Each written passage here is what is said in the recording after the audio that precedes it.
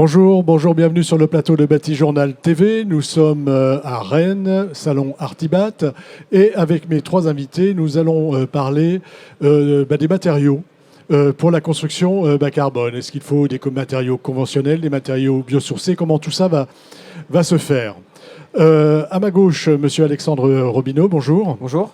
Vous êtes chargé de projet éco-conception au CODEM. Tout à fait. Qu'est-ce que c'est le CODEM? Donc, le CODEM, c'est un centre technique qui va accompagner tous les industriels vers des solutions bas carbone, biosourcées.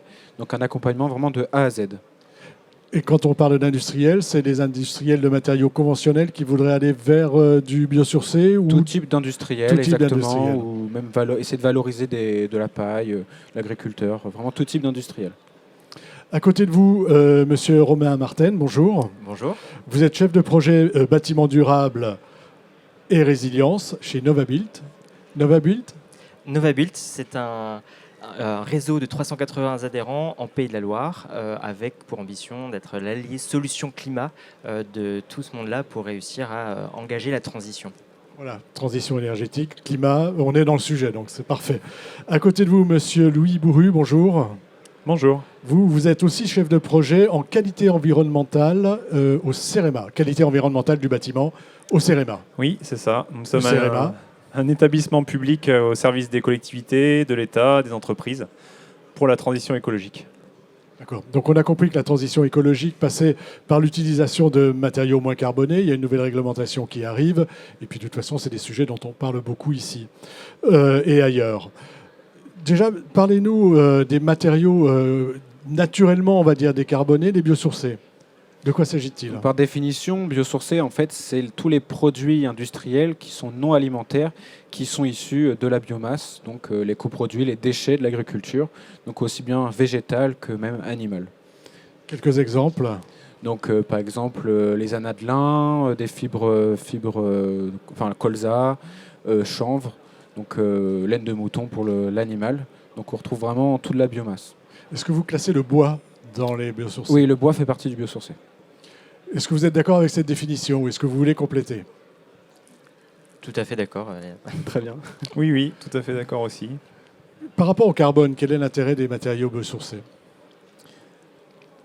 Allez-y. L'intérêt d'un point de vue carbone pour biosourcé, c'est de par la séquestration carbone. Donc, lors de l'étape de fabrication, du cycle de vie du biosourcé, on va prendre en compte la séquestration du carbone lors de la croissance de la plante. Donc, c'est positif pour l'environnement et qui sera après réémis en fin de vie. Même réponse de votre côté, c'est bon pour vous? On est d'accord. C'est quoi parce que quand on parle de matériaux décarbonés ou moins carbonés, on va aussi s'intéresser à des matériaux plus conventionnels. On sait que les industriels qu'on voit ici travaillent sur le sujet. Est-ce qu'avec des matériaux conventionnels, on peut construire bas carbone aujourd'hui? Oui. On commence à s'y intéresser. Et d'ailleurs, il ne faut pas oublier pourquoi on parle de bas carbone. Les enjeux sont importants. Il y a le dérèglement climatique qui est en œuvre. Aujourd'hui, il est avéré. Et l'idée, c'est d'éviter d'avoir trop de conséquences comme les inondations, les canicules. Voilà, les canicules et autres joyeusetés. Et il faut diviser par 2 les émissions de gaz à effet de serre d'ici 2030. Donc, c'est très important. Et derrière, en 2050, il faudra diviser par 6. Donc c'est très important. Donc derrière, forcément que tous les matériaux auront un rôle à jouer, y compris les matériaux conventionnels. Qui doivent faire un effort, qui doivent réfléchir à leur impact carbone et à le diminuer. Tout à fait. Même chose de votre côté, c'est bon pour vous ou vous voulez ajouter quelque chose? Oui, on a un nouvel outil qui s'appelle l'analyse du cycle de vie, qui est introduit par la réglementation environnementale 2020 et qui permet à n'importe quel acteur, industriel, fabricant ou poseur, de questionner le cycle de vie du produit et d'essayer d'aller chercher à chaque étape de son cycle des gains en carbone. Et donc, à ce titre, les matériaux qu'on a appelés ici traditionnels ou conventionnels, comme le béton, les briques, l'acier, ont leur rôle à jouer en optimisant leur cycle de vie. Alors, ça peut être sur l'extraction des matériaux, ça peut être sur leur phase transport, utiliser d'autres types de carburants, charger plus les camions, avoir des produits qui permettent de prendre moins de place et de se stocker mieux à toutes les étapes, et aussi changer l'énergie utilisée dans les usines. Il y a plein de leviers. Il y a plein de leviers qui permettent de le faire, à activer. Un matériau biosourcé, lui, il est naturellement bas carbone, mais est-ce que son cycle industriel est lui aussi bas carbone? Tout à fait. Après, les niveaux étapes de fabrication, on peut retrouver des étapes comme il y a dans le traditionnel. Après, un point clé important pour le biosourcé, c'est qu'actuellement, il n'y a pas de norme qui définit un seuil pour dire si c'est du biosourcé ou pas. Mais il y a le label BBC Rénovation qui définit différents seuils pour chaque famille de produits pour dire si c'est du biosourcé ou pas. Donc, typiquement, pour tout ce qui est béton végétaux, il faut 25% de fibres végétales pour que ça soit considéré comme du biosourcé. Il y a un matériau dont on n'a pas parlé, mais vous allez tous être d'accord, c'est du biosourcé, c'est le bois. Hein. Tout à fait. Donc on va revenir. Posez-nous un petit peu encore le décor de ces matériaux à plus faible impact carbone, sur les idées reçues un petit peu par rapport à ces matériaux, qui ont parfois la vie dure. Donc il y a beaucoup d'a priori par rapport à la résistance au feu, par rapport à l'humidité, par rapport même au coût. On peut penser que ça reste plus cher. Donc si on réfléchit seulement d'un point de vue matériaux, produits, le biosourcé peut être plus cher, mais il faut essayer d'avoir une vision plus globale. Ça va amener des performances, par exemple confort d'été, et permettre non-utilisation d'une clim et réduire les coûts grâce à une performance, réduction des consommations énergétiques. Qui sera supérieure finalement par rapport Tout à fait. À d'autres.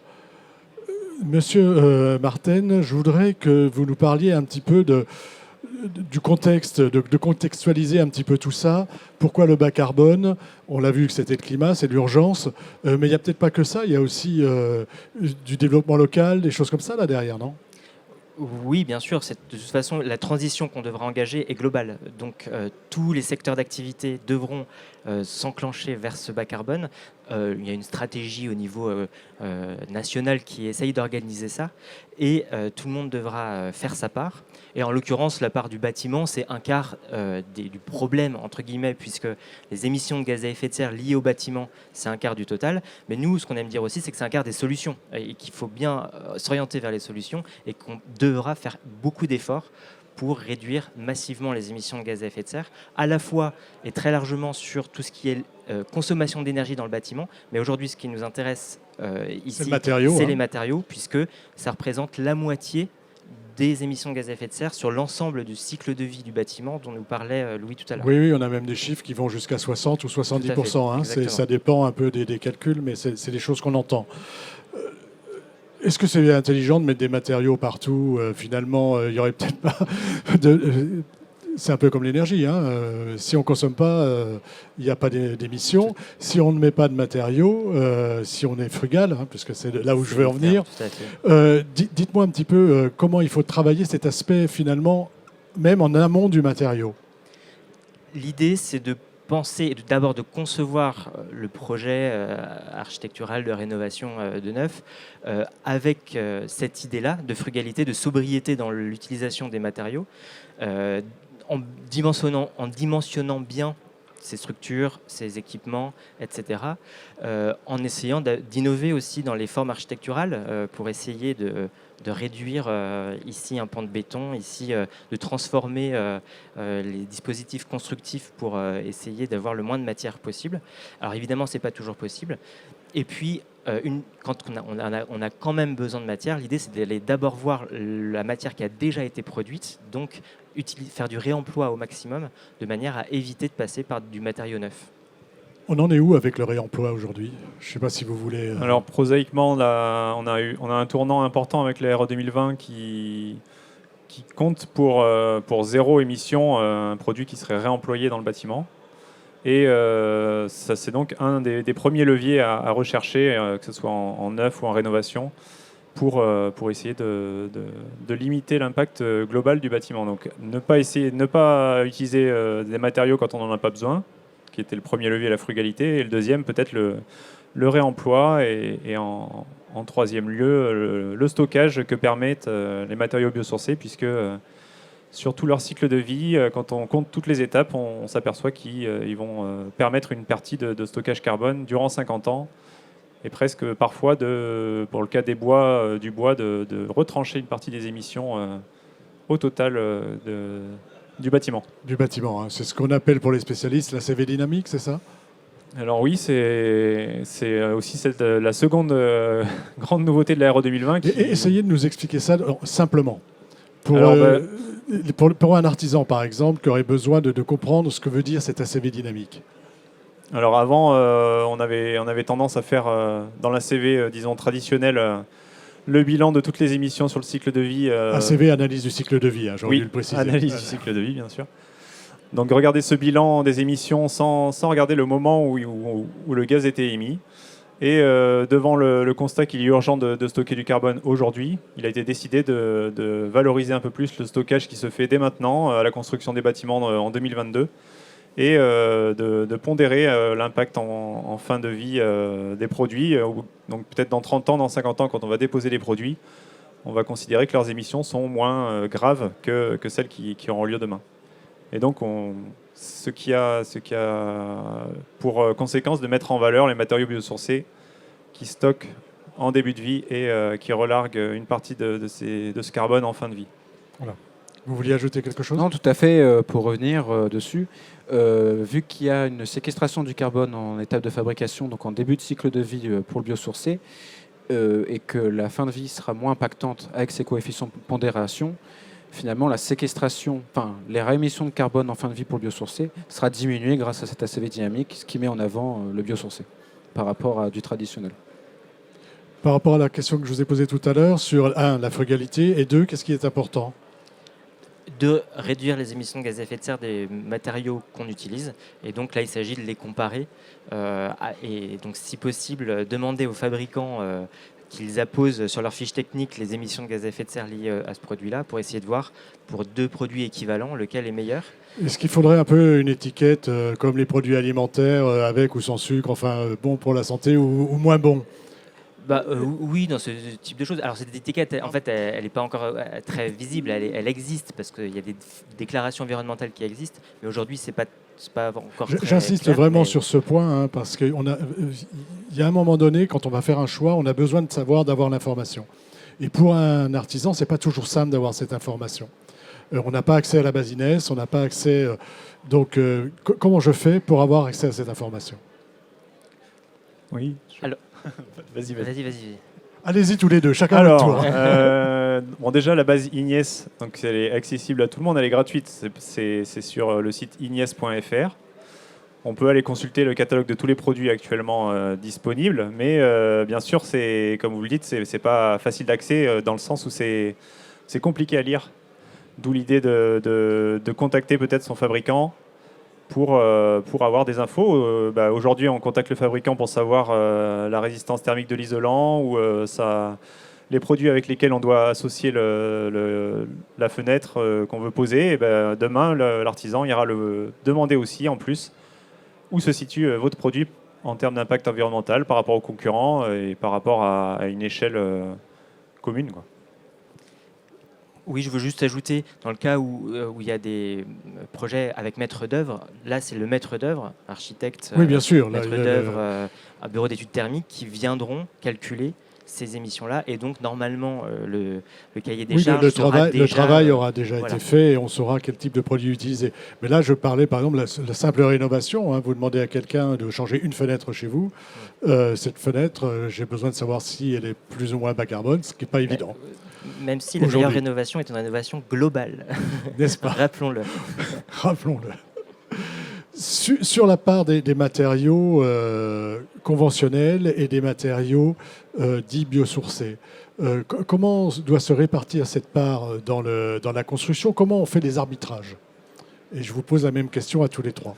Je vais juste rappeler un élément de contexte. Donc en fait, on a de la chance quelque part dans le monde du bâtiment et les acteurs ont de la chance puisque les exigences vont être progressives. Donc on donne une première période de 2022 à 2024 où on pourra encore adopter les modes constructifs d'aujourd'hui. Et par contre, il ne faut pas s'endormir sur ses lauriers et il faut en profiter pour se préparer à l'étape suivante en 2025 où on aura déjà une réduction demandée de de 17% sur les maisons individuelles et puis de 12% sur les logements collectifs, sur l'effort carbone des produits de construction. Et ça va aller en se renforçant en 2028, en 2031. Je vais être mauvaise langue. On n'avait pas déjà l'expérimentation plus c'est moins pour apprendre? Ah si, tout à fait. Donc, elle a été riche d'enseignements. Et d'ailleurs, donc je dis ça pour l'avoir suivi en Pays de la Loire, en Bretagne, elle a justement permis de réajuster tous ces objectifs qu'on fixe à la construction aujourd'hui, la manière dont on évalue les bâtiments, et d'avoir des premières idées sur les ordres de grandeur par lot des impacts carbone et vers quels produits se diriger. Sachant que vu qu'on a 14 lots ou 15 lots dans le bâtiment, il y a plein de façons différentes de faire le puzzle et de résoudre l'équation carbone. Donc on peut agir sur plein de leviers différents. Ouais. Sur ces questions bon, on va dire le bon matériau au bon endroit, on entend beaucoup cette phrase en ce moment. Comment on fait pour mettre le bon matériau au bon endroit? Je veux juste un peu rebondir sur Oui, ce que disait allez-y. Louis par rapport à la proportion et la question que vous parliez. Oui. Pour avoir un ordre de grandeur, la stratégie nationale bas carbone dit qu'il va y avoir un triplement des matériaux biosourcés pour pouvoir justement stocker tout le carbone pour faire pendant à toutes les émissions. Le triplement par rapport à ce qu'on utilise aujourd'hui. Voilà. Donc je crois que c'est ces chiffres-là. Donc pour avoir un ordre de grandeur Et ça, c'est quoi? C'est à 2025, à 2030? à 2050. Ah bon, pas plus. Il faut mobiliser toute une filière. Pas plus. Et c'est ce pourquoi il faut réduire drastiquement nos émissions. Il faut diviser par 6 nos émissions de gaz à effet de serre, justement parce que c'est très difficile de mobiliser la ressource de matériaux biosourcés qui, eux, viendront stocker le carbone que par ailleurs on émettra, alors et qui se stockera par ailleurs en agriculture et dans d'autres secteurs. Mais c'est pour ça que c'est important de baisser énormément les émissions. D'accord. Sur cette question du bon matériau au bon endroit? Tout dépend déjà des performances recherchées. Par exemple, pour le biosourcé, ils ont fait leurs preuves pour tout ce qui est isolation, avec des conforts d'été, d'un point de vue confort hydrique. Donc, le matériau au bon endroit dépend des qualités, des performances du matériau.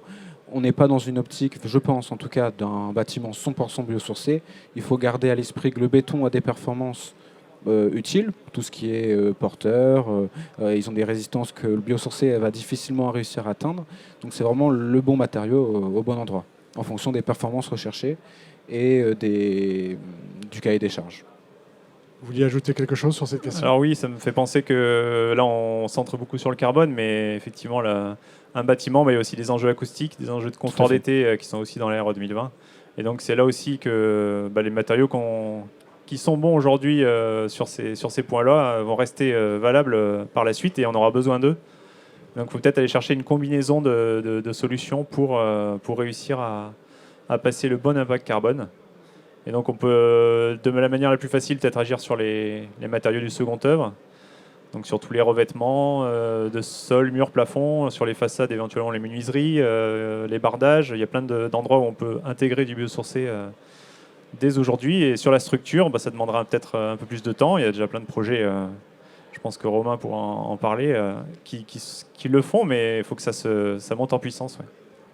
Sur les projets? Oui, en fait, on parle beaucoup de matériaux biosourcés, on parle aussi de matériaux géosourcés, qui ne sont pas des matériaux qui peuvent stocker du carbone, mais qui sont tout simplement la pierre, la terre crue, donc des matériaux qui ne nécessitent pas beaucoup de transformation et qu'on peut trouver dans la nature. Et ça aussi, ça va être une des solutions. Par exemple, la terre crue a des propriétés hydriques particulièrement intéressantes, a des propriétés d'inertie, parce que ça peut stocker la chaleur facilement et la fraîcheur aussi.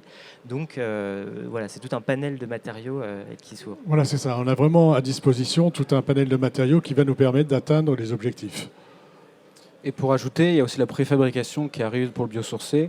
Donc sans forcément citer, on peut arriver à avoir du chanvre. Donc pour Biosis, bois liège, on a pour de la paille. Donc il y a vraiment la préfabrication qui arrive aussi pour le biosourcé.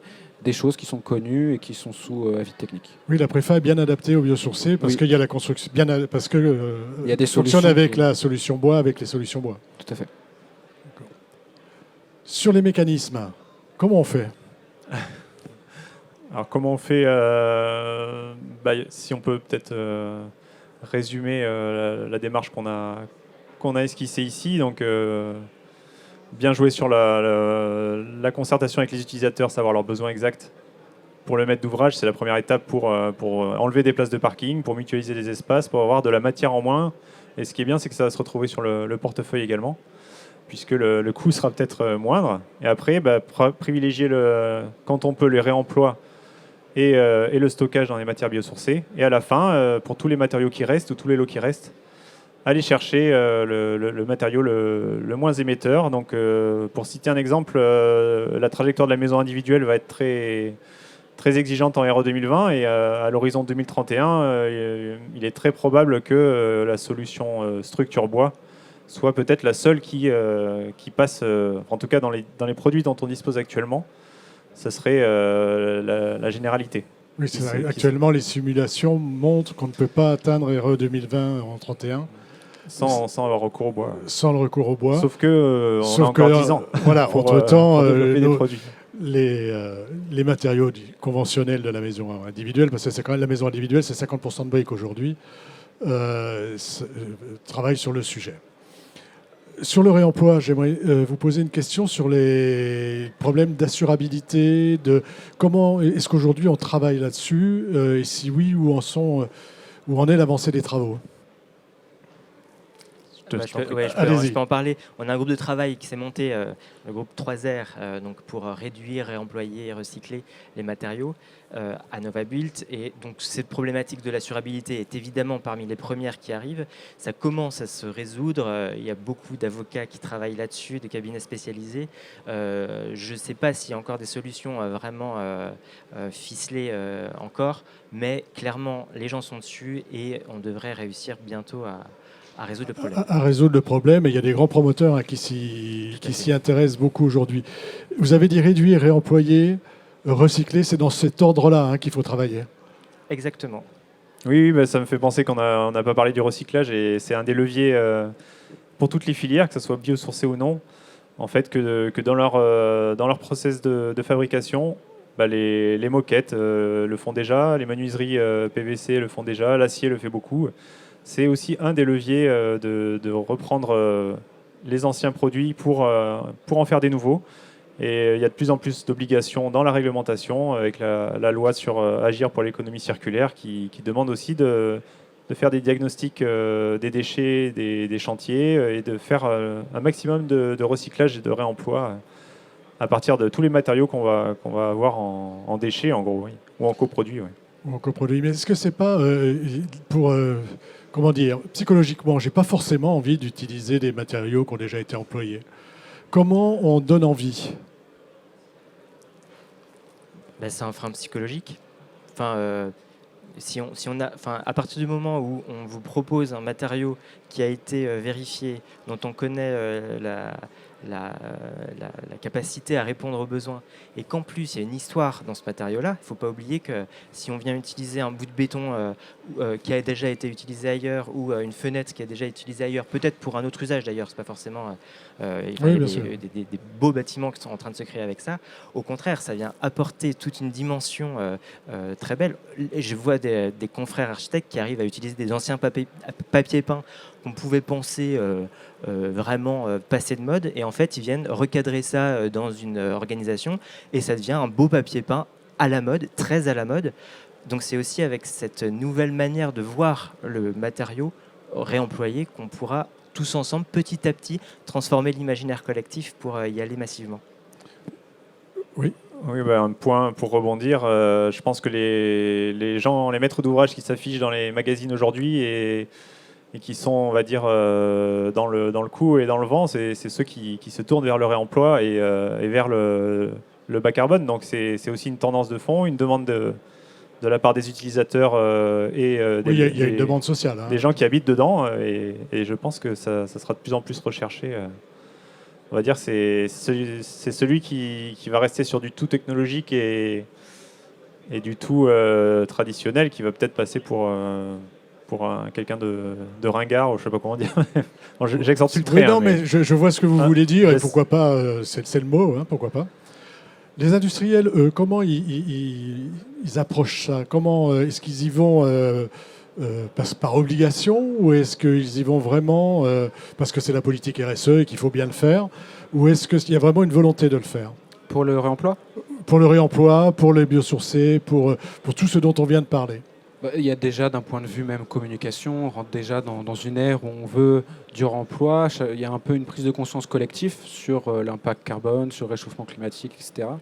Donc il y a une réelle volonté des entreprises de prendre des initiatives sur cet aspect-là. En plus, il y a les politiques publiques qui bougent pas mal. Donc il y a des méthodologies de cycle de vie sur la rénovation qui commencent à sortir, en citant l'Alliance HQE, même le CSTB qui a amené la dimension rénovation au label bas carbone, donc en mettant en avant le réemploi justement et les autres produits. Donc il y a vraiment déjà des démarches, des prises de conscience vers cette volonté de rénovation, de réemploi, de biosourcés, et même d'un point de vue communication, tout à fait.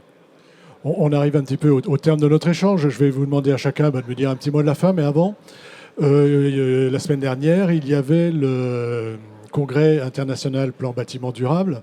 À cette occasion, j'ai interviewé M. Philippe Biwix, qui lui parle d'un problème d'échelle. C'est-à-dire qu'il dit que de toute façon, on va avoir du mal à... M. Biwix, c'est le directeur général d'AREP. Il dit qu'il va y avoir un problème d'échelle. Qu'on a du mal, qu'on aura du mal à l'atteindre parce qu'il faut vraiment faire un changement d'échelle. Est-ce qu'on a commencé ce changement ou est-ce que, comme vous êtes toujours un petit peu les mains dans le cambouis, j'allais dire, est-ce que vous avez l'impression que finalement il y a un changement d'échelle qui est en train de s'opérer ou pas encore? Est-ce qu'il y a eu la prise de conscience probablement, mais est-ce qu'il va y avoir le changement d'échelle? Alors, moi, je le vois, ça s'esquisse. Il y a des pionniers qui ont bien compris, qui ont eu cette prise de conscience il y a quelques années, qui maintenant ont réussi à engager une stratégie bas carbone de long terme. Donc forcément, ça prend du temps. Tout ça, c'est sur plusieurs mois, peut-être plusieurs années. Mais ils existent et donc c'est très rassurant de voir que ceux-là ont engagé, que ce soit des entreprises TPE, PME ou des grands groupes. Et donc petit à petit, on est vraiment en train de voir une transformation qui est, alors je dis rassurant. On n'ira jamais assez vite par rapport à ces enjeux. Rappelons-les, c'est des enjeux importants de transformation du climat et nos bâtiments aujourd'hui doivent s'adapter au climat de demain. On va avoir du mal à atteindre l'objectif fixé par les accords de Paris. C'est ce qu'on dit aujourd'hui. Le plus vite on agira et le mieux ce sera. Donc cette massification, ce changement d'échelle dont parle Philippe Biwix est effectivement hyper important et ça c'est tout un chacun de prendre ses responsabilités à son échelle pour essayer. Mais est-ce que vous sentez qu'elle est en cours, qu'on est en train justement de basculer ou pas de votre position aussi d'observateur? Oui, par rapport à il y a 3 ans, par exemple, c'est sans commune mesure avec... Aujourd'hui, tout le monde a pris conscience, quasiment tout le monde a pris conscience des enjeux. Il y a 3 ans, c'était clairement pas aussi dans les esprits. On en parlait quand même à Angers lors du congrès. Oui, c'est pour ça que j'ai dit il y a 3 ans, c'est que le Cities to Be a fait un peu un... D'accord, c'est Cities to Be qui a permis en tout cas, c'est un marqueur de la transition. Ok. Votre mot de la fin, peut-être la chose qu'on n'aurait pas dit et qui vous semble, ou pas dite, qui vous semble important de... Pour rester un peu dans l'historique, en 2016 a commencé l'expérimentation E+C-, et en 3 ans, il y a quand même eu plus de 1000 opérations qui ont été recensées dans une base nationale et qui ont montré qu'on pouvait faire déjà des choses et qu'on savait faire des analyses du cycle de vie, des bâtiments à énergie positive, et qu'on savait aller vers ce qu'on va nous demander communément, qu'on va demander communément à tous les acteurs progressivement avec la RE 2020. Donc pareil, je ne suis pas inquiet, mais comme vous le dites, on est un peu le nez dans le guidon, donc on voit les meilleurs élèves surtout. Par exemple, on demande, il y a déjà des prêts bonifiés qui seront accordés aux logements sociaux qui iront plus loin que ce que demande la RE 2020 en 2022. Donc on voit que certains acteurs, les maîtres d'ouvrage publics, vont sans doute déjà aller encore plus vite. Vont aller plus vite et un peu plus loin. Sachant que ce qui est important aussi, c'est la rénovation. Le neuf, c'est bien, mais... Oui, le moins ringard, c'est celui qui fait de la rénovation en priorité. Le moins ringard par rapport à tout à l'heure. Votre mot de la fin, à vous?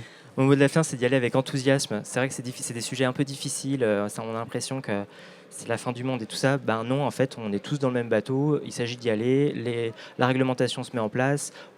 Ça fait des nouvelles choses sur lesquelles réfléchir. Donc c'est enthousiasmant. Et nous, on aime bien porter cette dynamique-là parce que c'est comme ça qu'on arrivera à se convaincre les uns les autres d'y aller dans la bonne humeur, même si c'est pas simple. Mais il faudra y aller. Et sachant qu'on a compris, on était parti sur les matériaux, on a compris qu'on a les matériaux pour le faire. En plus. En plus. Votre mot de la fin. Au mot de la fin, c'est, comme dit tout à l'heure, c'est vraiment le bon matériau au bon endroit. Donc le biosourcé, si on prend en compte les points de vigilance, il peut être incorporé. Il ne faut pas partir forcément sur du 100% biosourcé. C'est vraiment le bon matériau au bon endroit. Avec le bon maître d'œuvre. Avec le bon maître d'œuvre. Ouais. Éventuellement. Merci messieurs d'être venus sur le plateau de Batijournal TV nous parler, on va dire, de la part des matériaux dans la construction bas carbone. Une émission à retrouver sur notre site Batijournal TV, sur le site de notre partenaire Artibat et de notre autre partenaire qui est France Bois Forêt. Merci à vous. Merci. Merci.